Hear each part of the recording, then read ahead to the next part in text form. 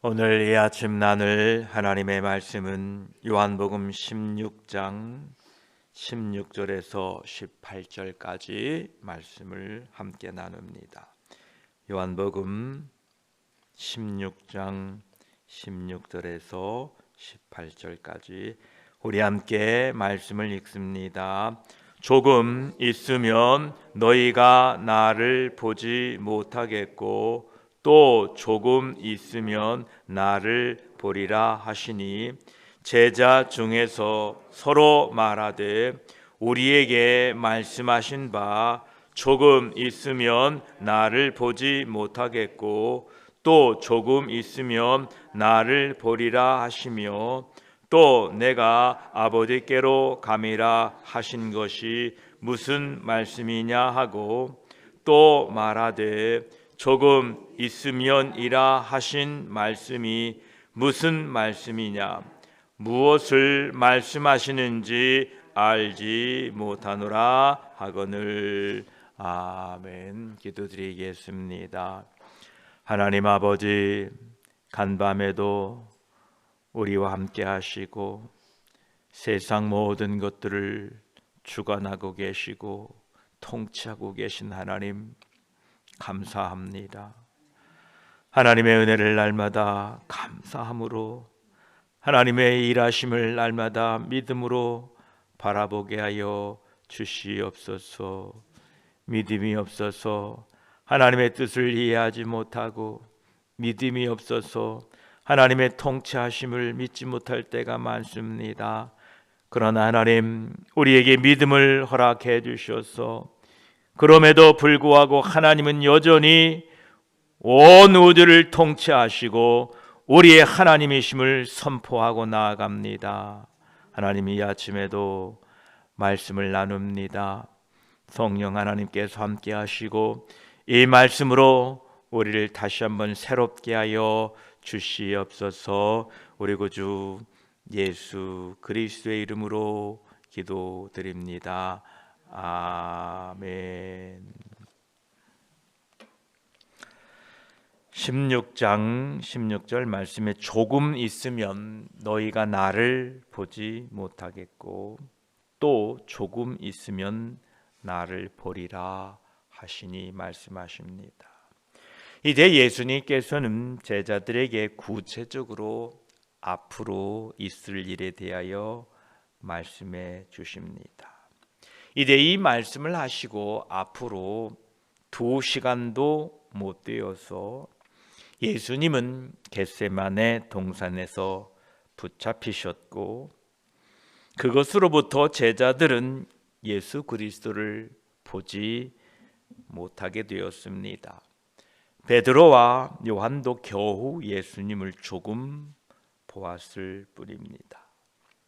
제자들의 시야에서 실제적으로 예수님께서 보이지 않으셨지만 또한 영적으로도 제자들은 예수 그리스도를 보지 못하게 된 것입니다.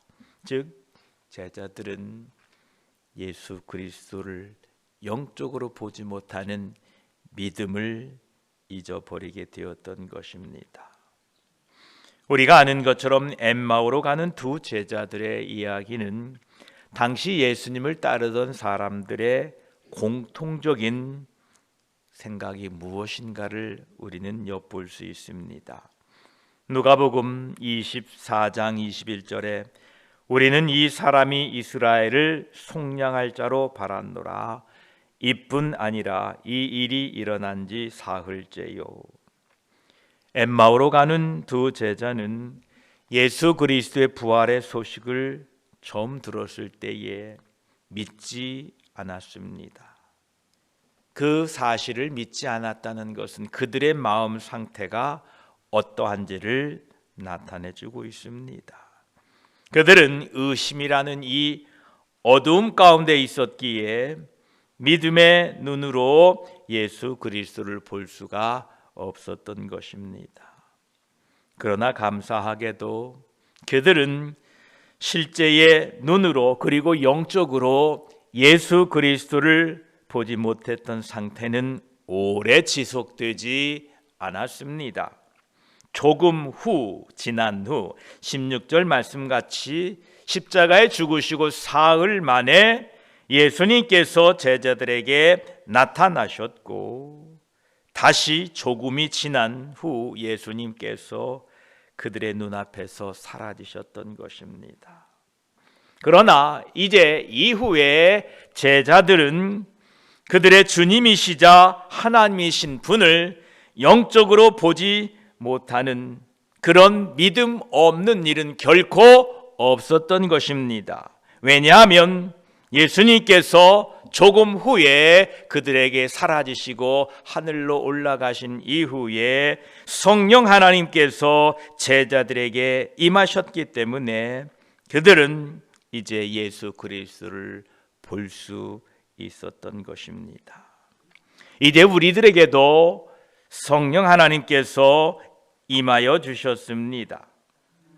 그래서 언제나 어디서나 예수 그리스도께서 자신과 함께 계심을 믿음의 눈으로 보시고 성령의 감동케 하심을 통하여 자신의 마음속에 계시며 함께 하신다는 것을 우리는 한순간도 잊지 마시고 살아가시기를 축복합니다. 어떤 상황에 있던 예수 그리스도께서 나와 함께 하신다. 그것도 영원히 함께 하신다. 이 사실이 모든 문제의 해결의 첫걸음이요 축복의 문을 여는 열쇠입니다.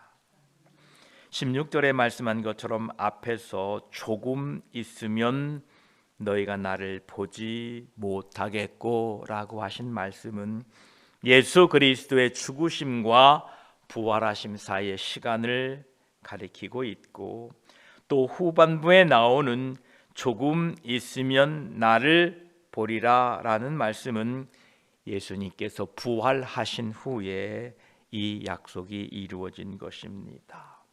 이처럼 예수 그리스도의 말씀과 약속은 반드시 성취됩니다.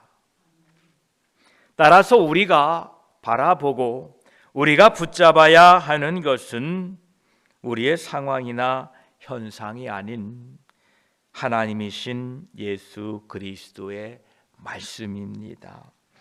오늘도 말씀을 붙잡고 사는 하루 되시기를 축복합니다. 주님께서 조금 있으면 나를 보지 못하고 또 조금 있으면 나를 보리라 하신 말씀을 듣고 제자들이 17절에 제자 중에 서로 말하되 우리에게 말씀하신 바 조금 있으면 나를 보지 못하겠고 또 조금 있으면 나를 보리라 하시며 또 내가 아버지께로 가미라 하신 것이 무슨 말씀이냐 하고 제자들끼리 서로 토론을 하게 됩니다. 예수님의 말씀은 제자들에게 이상하게 들렸고 제자들 중에 몇 사람이 바로 17절과 같이 조금 있으면 나를 보지 못하겠고 또 조금 있으면 나를 보리라 하시고 또 내가 아버지께로 가미라 하신 말씀이 무슨 말씀인가 하고 이 말씀하신 것에 대하여 서로 토론하고 질문을 하게 됩니다. 지금 이 제자들의 생각 속에는 아직도 메시아의 지상 왕국을 생각하고 있습니다. 예수님이 이 땅에 이스라엘의 지상 왕국을 세울 것이다. 이것을 고대하고 있었기 때문에 예수님께서 하나님 아버지께로 간다라고 분명히 말씀하셨는데도 그것을 이해하지 못하고 알지 못했던 것입니다. 우리들도 성경을 대하고 읽을 때에 우리의 선입견과 그리고 우리의 편견 때문에 바르게 이해하지 못하고 오해하는 경우가 많습니다. 우리는 말씀을 대할 때에 성경의 저자이신 성령 하나님의 도우심을 통하여 하나님의 말씀이 바로 이해되고 이해되어진 말씀이 우리의 삶에 적용되시기를 축복합니다. 제자들끼리 한편에서 이 토론을 할 때 또 다른 제자들은 18절에 또 말하되 조금 있으면 이라 하신 말씀이 무슨 말씀이냐, 무엇을 말씀하시는지 알지 못하노라 하거늘 이라고 제자들이 말합니다. 이것은 예수님께서 방금 전에 말씀하신 것에 대하여 조용히 토론하고 있었던 제자들 몇과 그리고 다른 제자들이 그 토론에 대하여 대답한 것입니다. 첫 번째 무리는 예수님의 말씀을 인하여 당황하고 황당해했던 무리가 있고, 또 다른 한편에는 조금 있으면이라는 말이 무슨 뜻인가 라고 서로 토론했습니다. 이렇게 궁금하다면 제자들은 즉시 주님께 물었어야 됩니다. 주님이 하신 말씀이 무엇입니까? 그런데 제자들은 그렇게 하기를 꺼려하고 있습니다. 우리의 삶 속에서도 하나님의 말씀이 이해되지 않고 지금의 상황이 이해되지 못할 때가 자주 발생합니다. 그럴 때 우리는 참 빛 되시는 예수 그리스도께 묻기를 주저하지 말아야 합니다. 우리는 다 주님의 제자들입니다. 선생님이 제일 아끼는 제자는 질문이 많은 제자입니다. 물론 선생님이 피곤하시겠지만 우리 주님께 늘 묻기를 주저하지 마시기 바랍니다. 주님, 이해 안 돼요. 주님, 이 상황이 이해 안 되는데 어떻게 해야 됩니까? 라고 날마다 주님께 묻고 사시기를 축복합니다. 야고보 4장 2절에도 말씀하십니다. 너희는 욕심을 내어도 얻지 못하고 살인하며 시기하여도 능히 취하지 못함으로 다투고 싸우는도다. 너희가 얻지 못함은 구하지 아니하기 때문이요 라고 말씀하고 계십니다. 하나님께서는 우리의 삶 앞에 이해할 수 없는 하나님의 말씀들과 상황들을 통하여 하나님께서는 우리들을 훈련시키시고 무릎 꿇게 하셔서 주여 내 눈을 열어서 주의 율법에 놀라운 것들을 보게 하소서라고 부르짖게 하십니다. 또한 내가 깨닫지 못하는 것이 있사오니 나를 가르치소서라고 무릎 꿇게 합니다.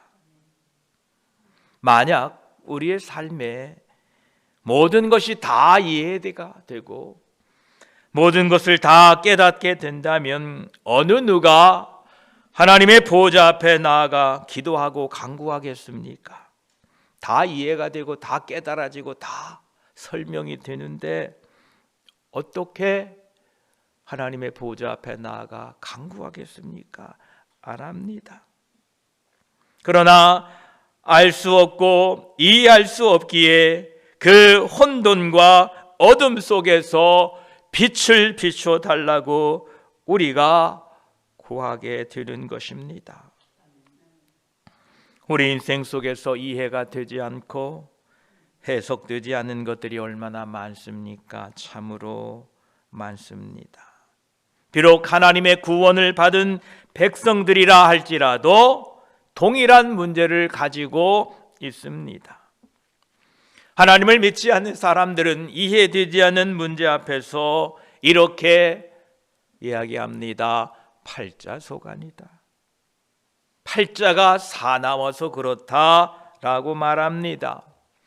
또 다른 사람들은 조상을 잘못 만났거나 조상을 잘 섬기지 않아서 그렇다고 그런 말들을 합니다. 그러나 어떠한 사람이나 어떠한 영적 존재들이 하나님의 백성들의 인생을 좌지우지할 수는 없습니다. 오직 우리의 생명과 우리의 호흡을 주장하시고 만사를 통치하시는 것은, 그리고 그것을 다스리고 섭리하시는 분은 오직 한 분, 하나님 아버지 한 분밖에 없습니다. 우리는 이것을 익히 알고 고백하고 있습니다. 신명기 32장 39절에도 이제는 나 곧 내가 그인 줄 알라. 나 외에는 신이 없도다. 나는 죽이기도 하며 살리기도 하며 상하게도 하며 낫게도 하나니 내 손에서 능히 빼앗을 자가 없도다 라고 선포하고 계십니다. 우리는 이 사실을 너무나 잘 알고 고백하고 있습니다. 그렇다면 우리에게 주어진 이해되지 않고 해석되지 않는 것들에 대하여 우리의 시선과 우리의 접근 방법은 세상 사람들과는 분명히 달라야 됩니다. 우리 앞에 있는 이해되지 않고 해석되지 않는 것들이 고통같이 생각되지만 참 빛을 구하고 하나님의 뜻을 묻고 구하고 찾는 인생은 가장 복된 인생입니다. 우리에게 그런 복된 인생을 하나님이 주시기 위하여 우리 앞에 그런 것들을 놓아주셔서 하나님 앞에 묻고 구하고 하나님의 뜻을 찾게 하신 것입니다. 한 피조물 된 인간이 자신의 창조주 되시는 하나님의 뜻을 헤아려 가며 자신의 삶의 이유와 의미를 창조주께 묻고 사는 것은 창조주 하나님께 가장 큰 기쁨이 되며 피조물 된 우리에게 참 행복의 인생의 길인 것을 잊지 마시기 바랍니다. 우리 모든 인생이 하나님 안에서 해석될 때에 마침내 하나님의 뜻이 나의 삶에 이루어짐을 발견하고 위대하신 창조주 하나님을 찬양하게 됩니다. 오늘도 말씀 안에서 나의 상황과 문제의 이유가 발견되고 참 빛을 통하여 깨닫게 되는 하루가 되시기를 축복합니다. 기도드리겠습니다. 하나님 아버지 감사합니다. 하나님 아버지께서 말씀하신 말씀의 내용들이 때로는 깨달아지지 않을 때가 있습니다. 나의 선입견과 편견 때문에 깨닫지 못한 때가 많이 있습니다. 하나님, 우리의 믿음의 눈을 여셔서 하나님의 말씀을 깊이 깨달아가도록 도와주시옵소서. 주님께서 조금 있으면 너희가 나를 보지 못하겠고 또 조금 있으면 나를 보리라 하셨는데 제자들은 알지 못했습니다. 주여, 우리가 이해되지 않는 것들이 참으로 많습니다. 우리 삶에 해석되지 않는 것들이 참으로 많이 있습니다.